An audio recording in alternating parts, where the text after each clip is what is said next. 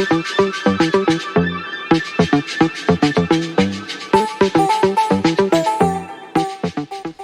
out there and welcome to another episode of SaaS Me Anything. I'm Ben Pippenger, here to answer your burning SaaS management questions.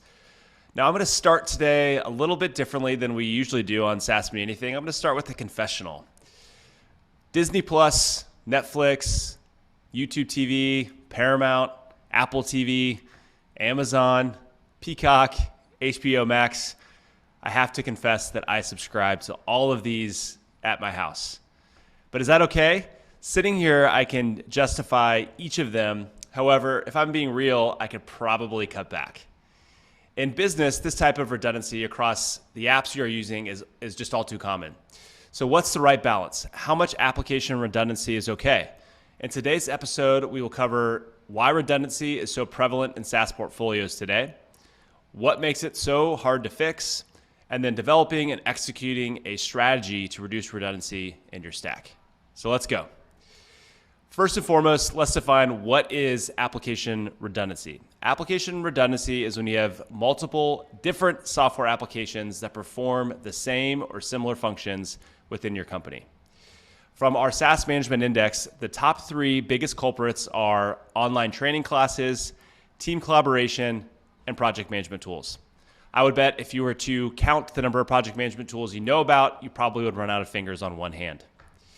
It happens in abundance. No software stack is immune to redundancy, and it's often the number one thing we hear from prospects and customers that they want to address. So why is it so prevalent? Well, first reason why is that there's a lack of centralized SaaS management. Employees and lines of businesses are purchasing applications outside of processes, not knowing there was already a similar tool in the stack. Second reason is that employees are bypassing existing processes and purchasing policies and buying software directly on their expense cards and submitting them back for reimbursement. In both of these cases, this activity contributes to overall sprawl of SaaS within your companies, but also the sprawl of redundant software. So why is it so difficult to resolve redundancy? There are really two key reasons here. First one is internal politics. Oftentimes, SaaS tools are sponsored by or preferred by different groups or business leaders within your organization. You should expect to face pressure or even objections, even with cost savings numbers in your hand. Second reason is around change management. Consolidating tools isn't just flipping a switch. It requires enablement, operational support, data migration, and a clear communication strategy and timeline in order to be successful. The goal here is not to completely eliminate all redundancies. In fact, some redundancies may be okay. How do you determine the right amount of redundancy for your organization? Well, here are a couple things to keep in mind. Let's reflect back to my confessional from earlier where I listed off all those different streaming services. At my house, on the weekends, we typically like to watch Premier League soccer. You can catch some of those games on regular cable or through YouTube TV, which is the method that we subscribe to. But a lot of those games are only available on Peacock. So that is what helps me justify the fact that we need both YouTube TV and Peacock. It's a feature that Peacock has that YouTube TV does not. So what do you need to consider when you think about redundancy in your business? First thing is you need to consider just looking at the amount of redundant software you have. How do I want to address this? How big is the problem? What's the biggest impact that I could have by helping remove redundancy? Second thing you need to consider is how aggressive do you want to get with removing redundant applications? Do you want a policy of we don't want any redundancy and we're going to remove everything? Or maybe you're looking at an overspending figure or spend target that you want to cut back, and that's going to be the guiding factor for which applications you're going to be pulling back from a redundant perspective. And then third thing to consider is your company culture. What is your company culture for change? What is your appetite? How much can you endure? There is a decent amount of change here when you think about consolidation and moving people from one app to another. So definitely take that into consideration as you're thinking about what your strategy is going to be for removing redundancies from your environment.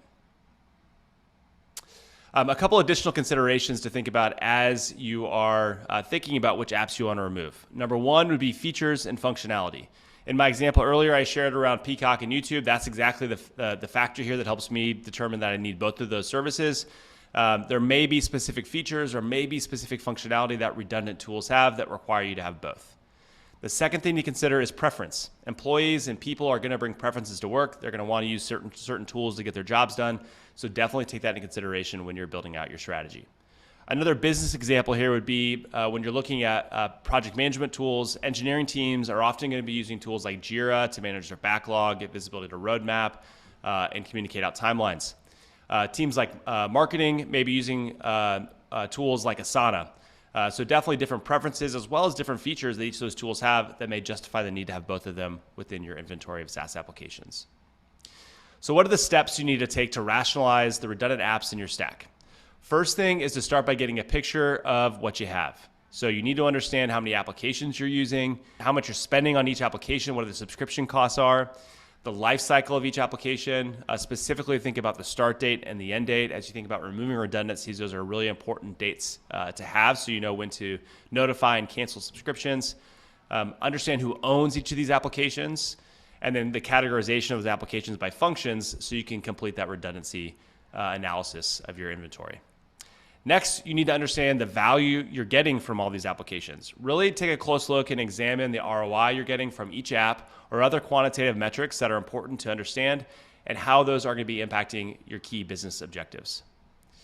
Outside of the data, it's also important to have conversations with the line of business users as well as your end users on the value they're getting from the tool. This is often an indicator of the potential pushback you may receive when sunsetting a tool. But it's also informative in knowing where to eliminate. Understanding their sentiment toward the application, whether they're using it, and why and how they're using it.